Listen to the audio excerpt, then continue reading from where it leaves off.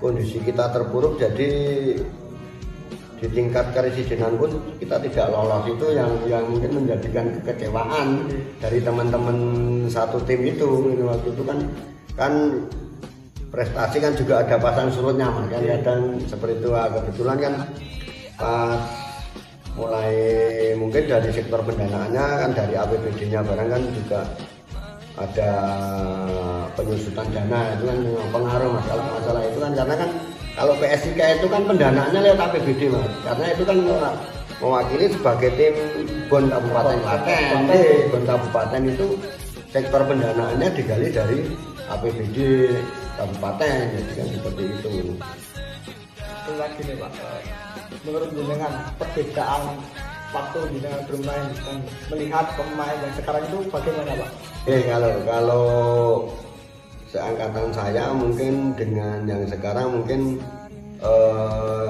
sebetulnya kalau segi teknis saya rasa lebih bagus sekarang Mas. Cuma kadang kalau yang dulu itu kepercayaan terhadap tim satu dengan yang lainnya pemain itu ada. Jadi kan untuk teamwork, jadi kan harus kita kasih si A, teman si B, itu kan masih ada rasa kepercayaan dengan teman di satu tim. Kalau sekarang kan mayoritas ya mohon maaf, yang itu kan sekarang kan senangnya bawa sendiri Mas. Jadi seolah-olah dia merasa dengan tenaga yang kuat masih mampu. Itu kan kadang kan menjadikan bumerang bagi timnya. Padahal kan kita itu yang namanya sepak bola itu kan kesebelasan tim. Itu kan jadi kan memang harus ada kepercayaan di dalam lapangan antara teman satu dengan yang lainnya. Jadi yang jangan sampai bumerang timnya itu terjadi kan seperti itu. Kalau sebetulnya kalau anak muda sekarang itu kalau dia bisa maksudnya kan introspeksi diri, tahu saya kan daripada kita rekoso ibaratnya nggak kasihkan temennya aja kan bisa ada pengembangan penyerangan atau pengembangan permainan kan gitu Mas sebetulnya. Ya itu seperti yang dikatakan Pak Doni tadi, kayak Martin ya. Pesan apa yang Bapak bisa sampaikan untuk generasi PSIK yang sekarang dan yang akan datang Pak? Masukan untuk pemain-pemain yang sekarang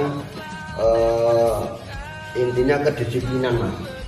Karena kan yang namanya tahunnya saya kan sepak bola, saya senang sepak bola. Sepak bola itu tanpa ada kedisiplinan itu kita tidak akan bisa maju, tidak bisa akan berkembang. Mayoritas kan intinya kan kita disiplin latihan itu pasti, disiplin waktu latihan, ketepatan waktu latihan itu pengaruh Mas, karena kan disiplin itu sudah bisa membawa ke arah yang kita tuju sebetulnya kan itu. Kalau kita disiplin waktu latihan, disiplin waktu kita istirahat jaga kondisi atau apa, itu pengaruhnya besar sebetulnya Mas. Makanya kan kalau untuk masukan atau saran yang muda-muda sekarang, tanamkanlah kedisiplinan, kesportifan dalam bersepak bola. Nanti saya yakin pasti usaha itu akan membuahkan hasil. Itu sudah mendekati putaran nasional, itu sudah kita kalah dengan Jeporo, itu paling berkesan itu. Maksudnya kalau bagi saya pribadi itu ikut di PSIK itu paling level yang paling, maksudnya prestasi yang terbaik waktu itu cuma pas kita sudah lolos putaran nasional di Jepara, itu kalah dengan Jepara. Itu udah melewati yang Yon Banyumas, Yon Kedul, itu ibaratnya tinggal final gitu Mas. Berarti udah harus dan udah lewat terus ketemu di kerjaan yang lain sudah lewat juga. Langsung ketemu di Jepara itu. Iya kan dari sana kan ada dibagi grup itu loh Mas. Kebetulan kan Jepara ikut grup 11, Klaten ikut grup yang ini ya. Itu kan sama-sama di putaran grup dan sama-sama lolos kan gitu loh. Jadi waktu itu dia mau istilahnya semifinal atau apa, kita kalah dengan Jepara waktu itu. Ketika menghadapi tim PSIK menghadapi Persija itu, apakah mungkin kedua tim permainannya sama atau mungkin ada yang membedakan Pak? Ya kalau di segi permainan tembok Saya rasa juga 50-50 mas waktu itu ya 50-50. Padahal juga ya lumayan lah waktu itu ya, karena kan ya itu tadi mas, karena dengan rasa kenyamanan kita di dalam tim, jadi kan main di dalam lapangan itu terasa juga enjoy, jadi kan enak gitu ya. Ya mungkin yang menjadikan kita kalah karena mainnya di sana juga mas, mainnya di Jeporo itu soalnya di kandang Jeporo ya, di kandang Jeporo itu waktu itu ya. Tapi waktu itu main musuh Jepara, pemain-pemain buat ternyata merasa positif bener tuh pak, maksudnya kalau takutnya enggak, tapi teror penonton kan ya pengaruh juga mas. Kalau takutnya di dalam sudah di lapangan itu juga enggak ya, kalau takutnya ya karena dukungan supporter kan ya juga lain ya. Semangatnya kan lebih membara tuan rumah kan waktu itu kalah berapa ya, 1-0 atau berapa itu makanya kalah waktu itu. Kalah skor tipis itu tipis ya. Skornya tipis itu waktu itu Kudus barang itu malah lebih bagus ini mas. Bener waktu itu. Paling kondang ya Jeporo itu naik dulu. Angkatan saya itu waktu itu Jeporo ya. Kalau kota-kota yang tadi sudah kedua paling berat itu memang Pantura. Yang pesisir daerah Pantura sana itu memang timnya bagus-bagus. Dari segi permainan dan segi fisik itu memang di atas rata-rata lah kalau dibandingkan kalau di Perserikatannya Jawa Tengah itu memang di atas rata-rata. Dulu PSIK itu memiliki tim yang hebat, mental yang bagus, working dan juga kemunduran yang kuat. Itu zaman dulu. Semoga yang sekarang dan nanti juga lebih baik. Terus lagi nih pak,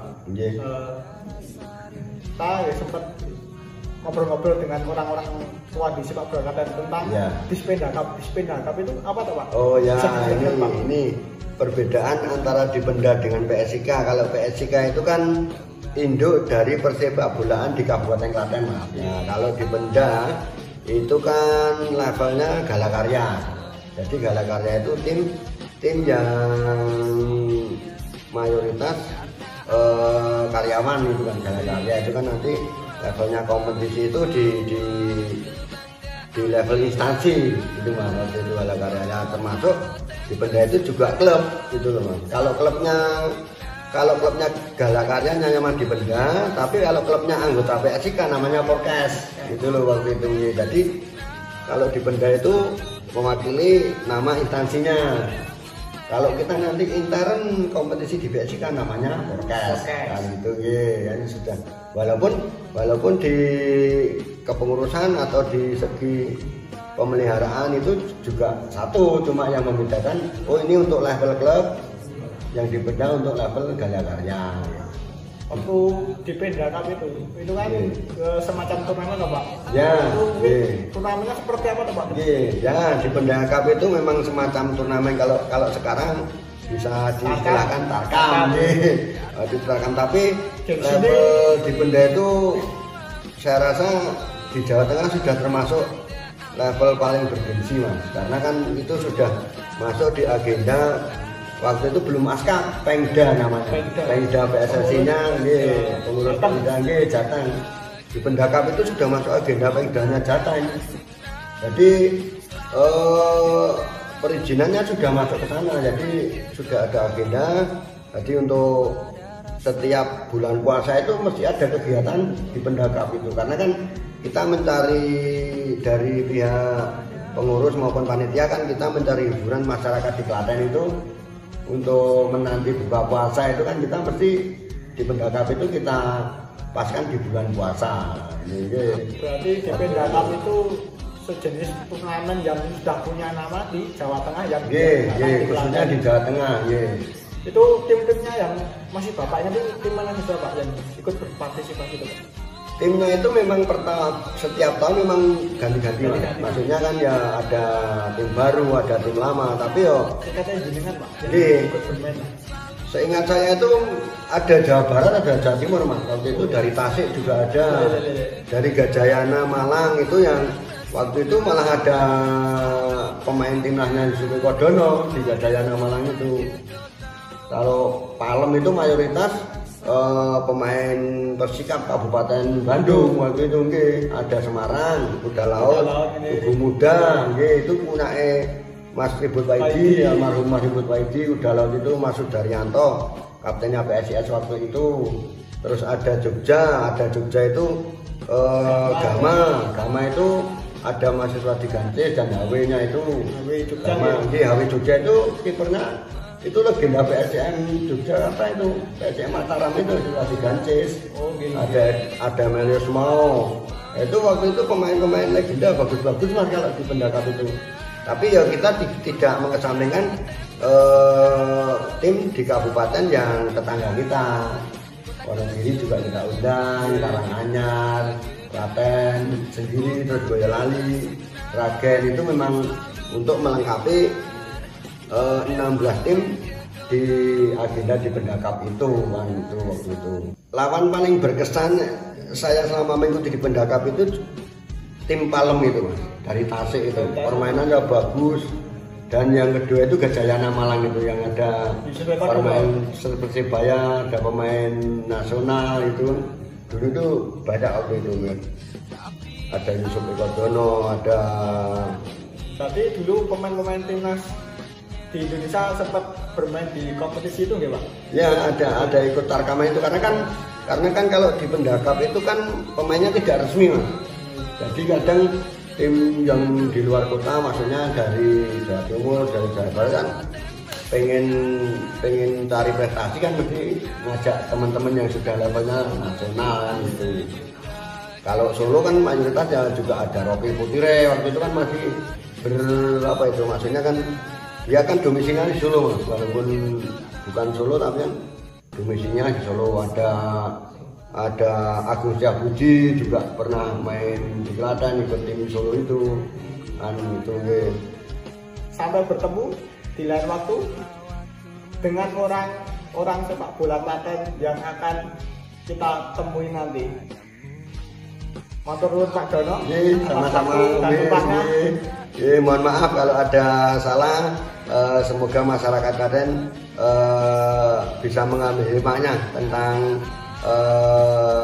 sedikit sejarah dari pengalaman saya membela di PSIK Klaten. PSIK Jaya.